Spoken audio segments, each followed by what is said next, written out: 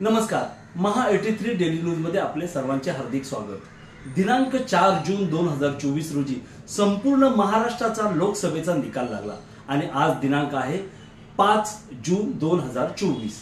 ठाणे शहराचे लोकसभेचे उमेदवार नरेश म्हस्के हे जिंकून आले आणि आज त्यांनी एक दिवसानंतर आपला लगेच रेल्वे स्टेशनवरती पाहणी दौरा सुरू केला।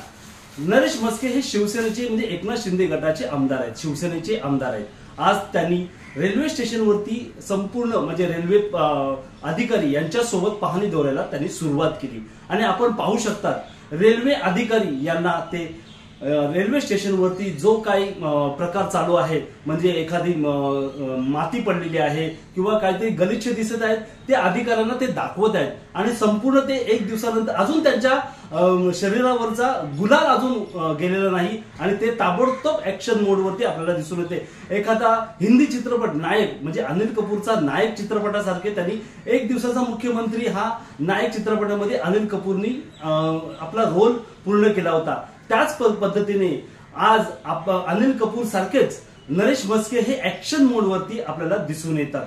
आज संपूर्ण महाराष्ट्रामध्ये लोकसभेचा निकाल लागलेला आहे। सर्वच खासदार आज शांतपणे कोणी झोपलेले आहेत, कोणी आराम करत आहेत, परंतु ठाणे शहराचे म्हणजे एकनाथ शिंदे यांचे खास मानले जातात नरेश म्हस्के म्हणजे मुख्यमंत्री एकनाथ शिंदेचे खास मानले जातात मुख्यमंत्रीचे नरेश म्हस्के हे आज ऍक्शन मोडवरती दिसत आहेत।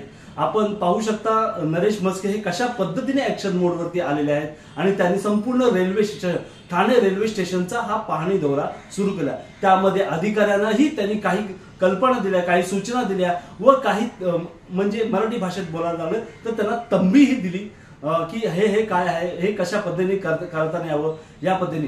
तर महा 83 डेली न्यूज कडनं नरेश म्हस्केंना एवढीच विनंती आहे की जेव्हा असा कधी पाहणी दौरा तुमचा असेल, ज्या पद्धतीने अनिल कपूर यांनी टाईपरायटर घेऊन प्रत्येक अधिकाऱ्याला सस्पेंड केलेलं आहे, आम्ही असं बोलत नाही की तुम्ही सस्पेंड करा, परंतु तुम्हीही त्याच पद्धतीने टाईपरायटर घेऊन असा पाहणी दौरा इन ऍक्शन करा, हीच या महा 83 डेली न्यूज कडनं आपणास विनंती आहे।